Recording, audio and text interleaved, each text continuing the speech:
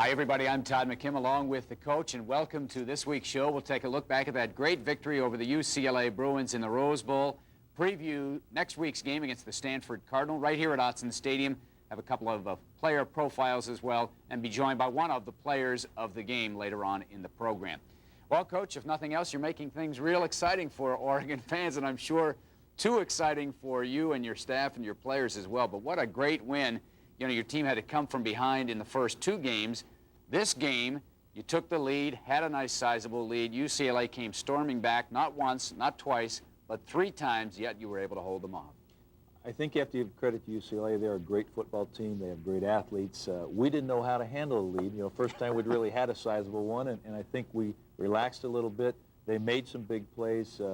Certainly, we kept it exciting. I thought we had a chance to put the game away several times, and our own mistakes, a couple fumbles, one down deep in our territory, and two that prevented us from getting at least field goals, which I think would have given us a pretty good safety margin.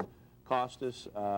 It was too exciting for me. I'm getting older by the minute here, and I'd like to have a whole Hummer where we can enjoy it. Play some other people. You know, one of the things we had to do is keep our starters in the entire game, and I think we're fortunate. But again, I think the character of the team coming down and showing. We gave up two big plays in a row, which is not what I believe Gang Green is about. But we held them out at the end. They went 99 yards, but they didn't get the 1 yard they needed.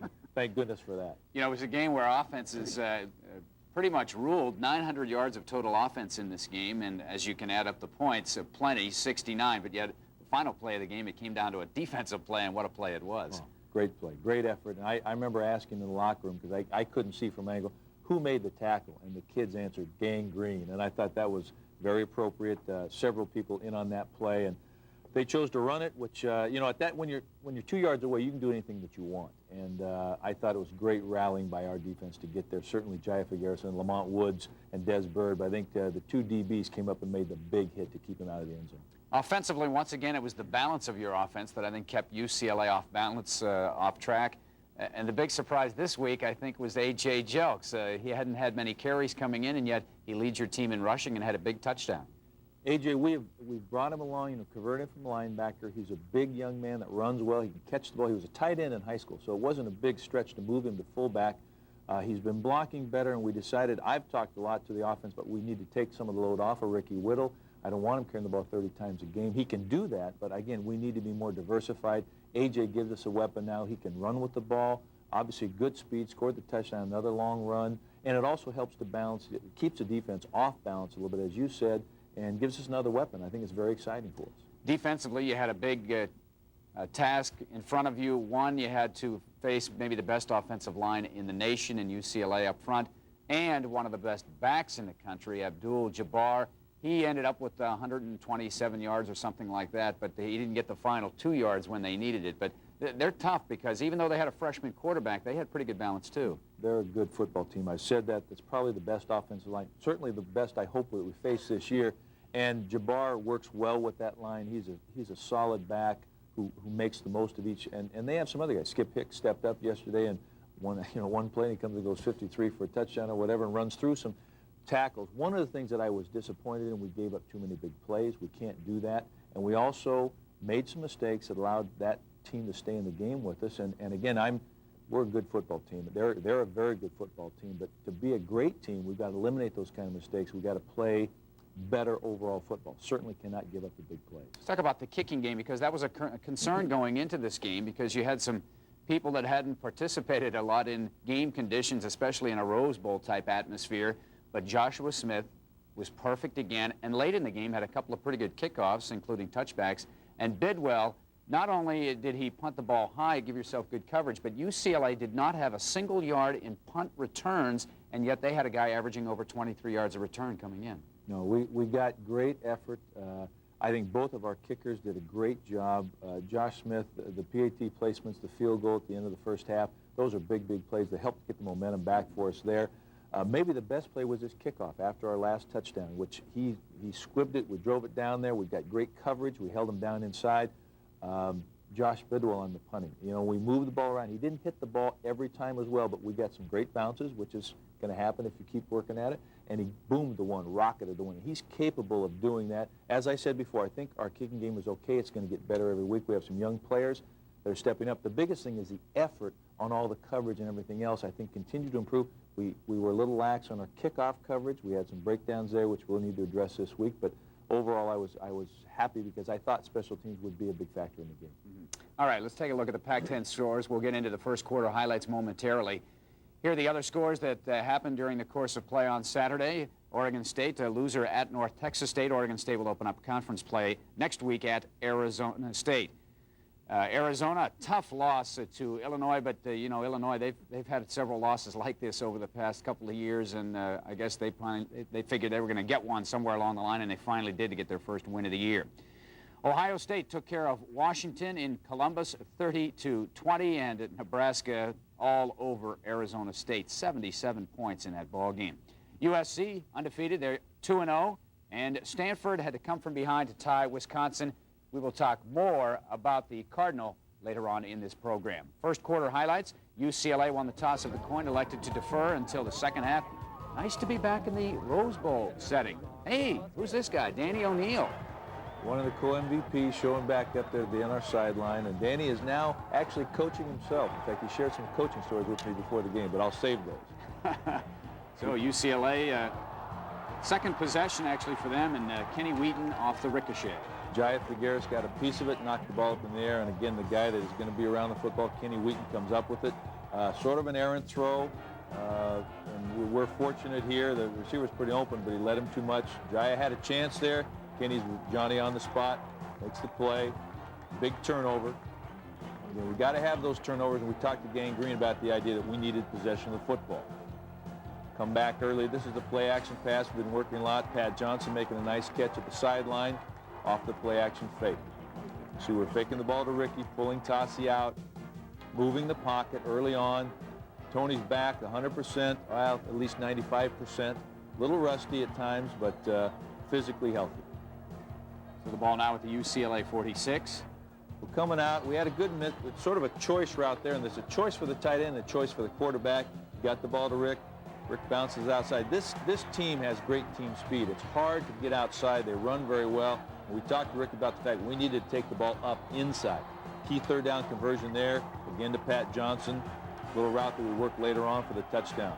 Now you go to the big fella 3 straight times. The big fella on the draw. It's nice to see that guy bulldozing some people. He got up a little high, but on that play, Donnie Edwards hurt his back, and that was a big loss for them. He went out early.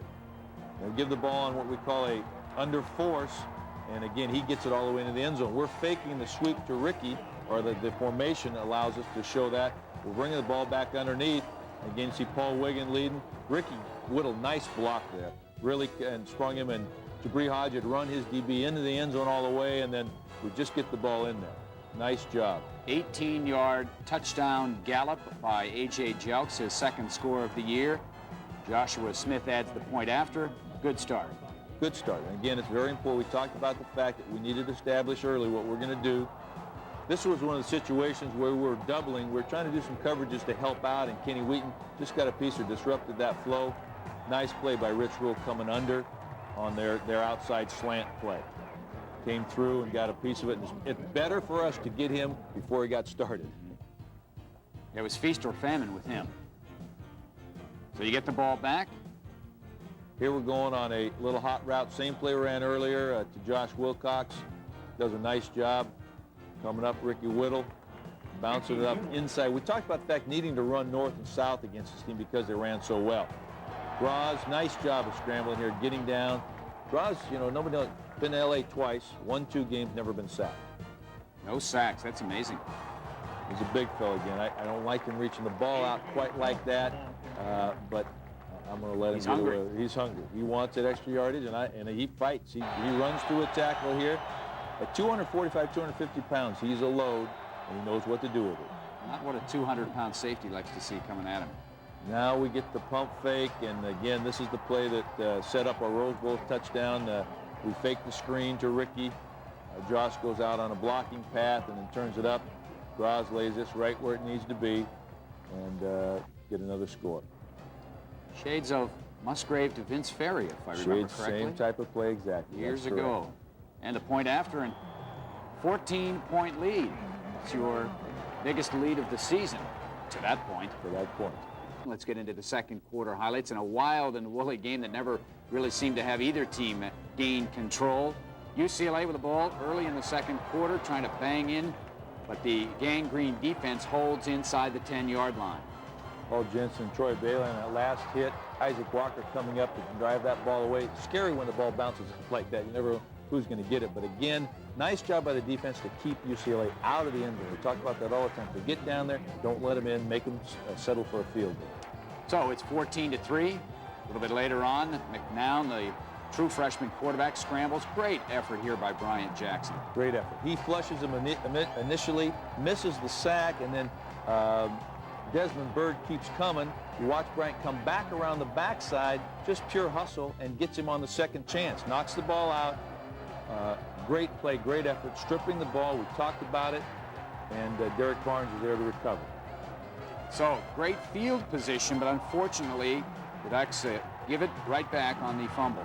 At that point, Mark Gregg had been injured, and Kyle Strait came in. And again, anytime we get a new center, that's always a concern. But Kyle Strait played the entire game earlier, did a great job, and we had no problems with that. Ricky Whittle there taking the screen, big play. This is sort of what we call our dual screen. There's a double screen set up. First read is to Ricky right here. We get what we want, dumps it off, and then Ricky outraces one guy, gets a couple of key blocks down the field. Nice game.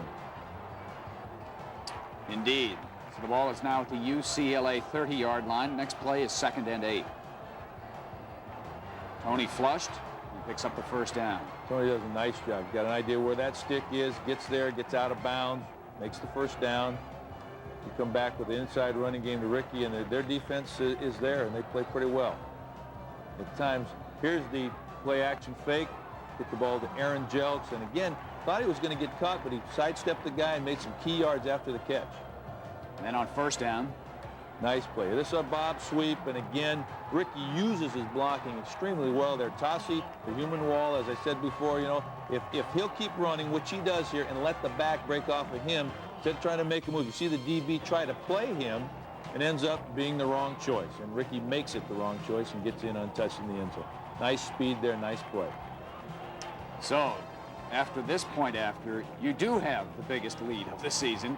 21-3, an 18-point lead with 5:08 to play in the quarter. Now, UCLA makes a change at quarterback. Rob Walker comes in, a fifth-year senior out of Texas, replacing McNown. And he seems to try to spark him a little bit, but he takes a sack here. Well, BJ got pressure, and then Reggie Jordan's there for the sack. Again, I think what they want to do is let Cade McNown settle down. He made a couple mistakes, fumbled the ball. I think they wanted to just relax him a little bit, and they brought in Walker, who had played significant downs for him the year before. And he's not as mobile as Cade, and they had a mistake inside. We got some pressure immediately on him. It's hard, like I said, we don't want to let this guy get going. This is a 2nd and 22 situation that we give up, and that's very frustrating for everybody involved, but Jabbar is a great back. And then moments thereafter, Walker.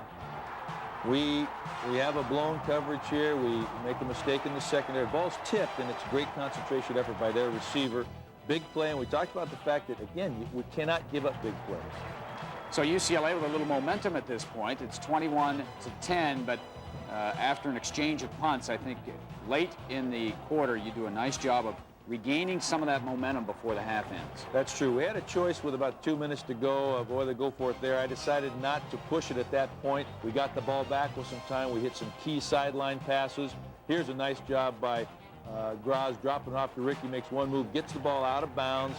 We got one shot in the end zone. We take it, don't get it, line up for the field goal, and make it. Again, that helped to get us back some momentum. That was a 39-yard field goal, the first in the career of Joshua Smith.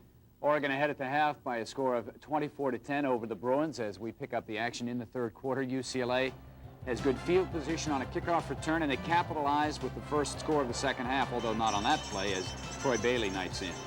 Troy Kimoff does a nice job here. They're running the counter, beats the one block, keeps leverage, or comes underneath, actually, and makes the play. And again, we talked about you got to get him stopped before he gets started.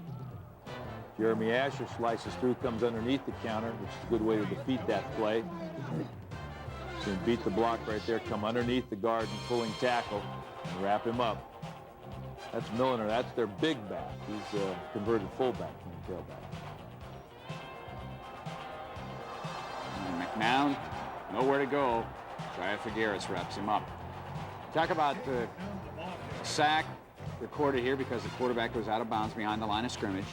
This is another one of those what we call coverage sacks too. Notice that he's got a lot of time, nobody's open, and then Jaya's there, sort of a spy technique on him and making sure he gets out of bounds. Now you talk about the kicking game being a factor. Great punt here by Chris Saylor, out of bounds right at the 2-yard line, so you're pinned deep. Yeah, we had a decision there whether to keep the punt team on or the defense. Decided to keep the defense on the field. Then in a very unfortunate situation, we fumbled, don't cover up the ball down there. Ricky thought he was down or his progress was stopped, but we have to control the ball. And 2 plays later. They get in the same option play that they'd been running effectively. Cade McNown, the freshman quarterback, gets in the end zone. Merton with the extra point, 24-17. Now the crowd of 42,000 begins to make a little noise. You can sense in UCLA a little more enthusiasm, but Gangrene trying to prevent the comeback. Derek Barnes staying at home, playing for the counter, bootleg or whatever, and does his assignment well. And this is what happens when we do that. Makes a nice sack. We had lost some momentum, though, and in this quarter, obviously, that play hurt us. And we've talked about we can't make mistakes down and deep in our own territory. Nice play there by Reggie Jordan again, getting the quarterback, stopping him from scrambling, making him positive yardage. Good pressure, contain him up in the pocket. Reggie comes off of his block, and again, the long arm of the law. Now, unfortunate not to injure an ankle or a knee there as well. Again, the offense unable to move it deep in its own territory, and here they come with McNown again. That same option play, we struggled. We tried 3 or 4 different schemes to stop it. Finally, the best thing was he pitched it. And Jaya's there. But we had trouble getting to the quarterback. Our inside linebacker was getting cut off. And the best thing, like I said, is we did have to string it out down the line, force him to pitch it. We got the secondary help there on the pitch man. So they take Abdul-Jabbar out, bring in Skip Hicks. They thought they might redshirt him with a knee injury, and the first time he touches the ball this year. He looks pretty healthy to me right here. Makes a great cut. Unfortunately, runs over Kenny Wheaton, and we got to wrap up, take the guy down low. Obviously, he was pumped up for a first play. Fortunately, he only got 1 other carry in the game. I mean, they've got a number of pretty good running backs down there. They always have. And now it's 24-24. UCLA appears to have all the momentum, and your team comes right back on the very next play. Big play. Tony hitting Jabri Hodge, goes up, makes a great catch. Not just the field position they get, just the momentum. As you talk about, it's key and crucial in that situation that we come back with something, whether it's a sustained drive or a big play, and we actually get both. 49-yard pass and a catch.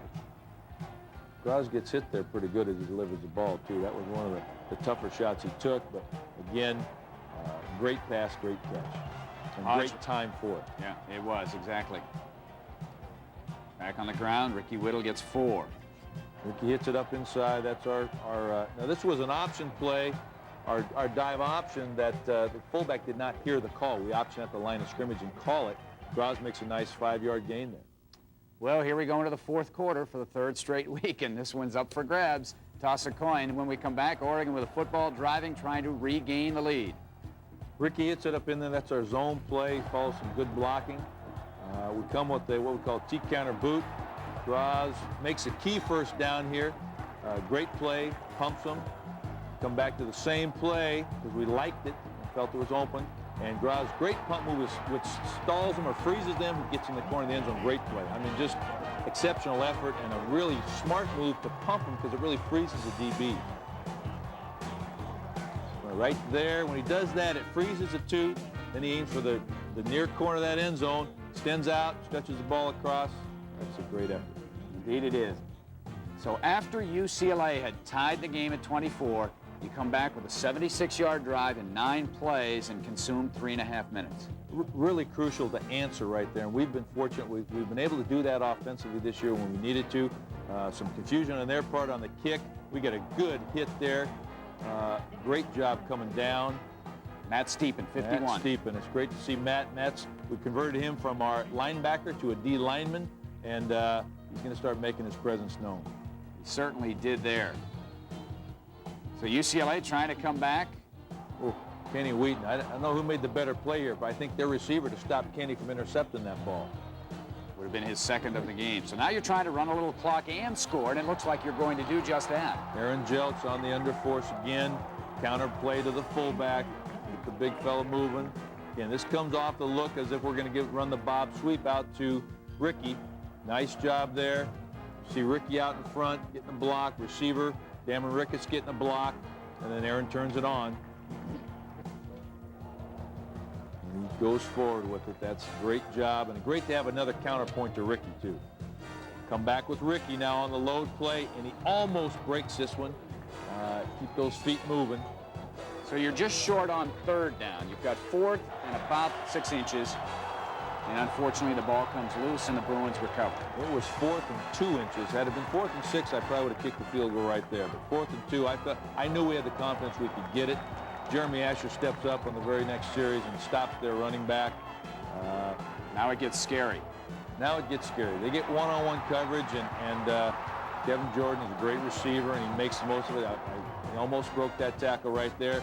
Then they got us on the ropes. They run a reverse, and I've never seen us be quite as faked out. Kenny Wheaton comes from the other side of the field and almost makes a play single-handedly against 3 blockers, but it was a good call at the right time. Caught us wanting to make a play, and they got in the end zone. So the extra point ties it up.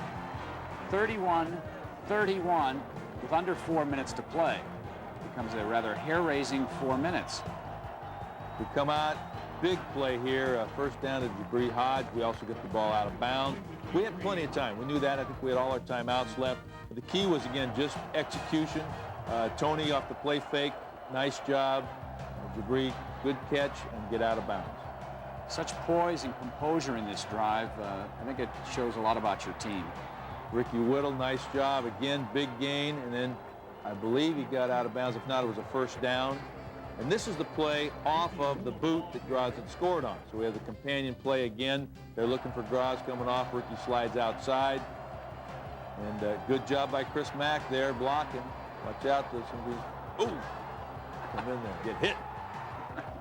You got to go find them. Don't let them go find you. Here's a big play in the game. We knew that they would think we'd go for the first down. We called a pump or a what we call 756 and go. Had both receivers. Graz through to Chris, and he just gets tripped up. I was hoping he'd score on that, but then again, we want to take more time off the clock too, so that was okay. Again, you can see both he and Pat have gotten behind their people. Nice catch, just what you call a shoestring tackle there, but we're first and goal from the 3 or the 4. This is the second down play. Yes, and this was a scary play. This is one that Tony and I are going to talk a lot about. Because it was thrown back across the grain, which is very difficult down there, very scary. But you'll have to talk to him about this, too. Well, I'll talk about this. He made it a little more exciting than it needed to be. We got a nice route, nice catch by Chris Mack, gets his foot down. We decided to take one more shot to get the ball in the end zone rather than just kick the field goal. And again, nice extended catch, gets that 1 foot down in bounds.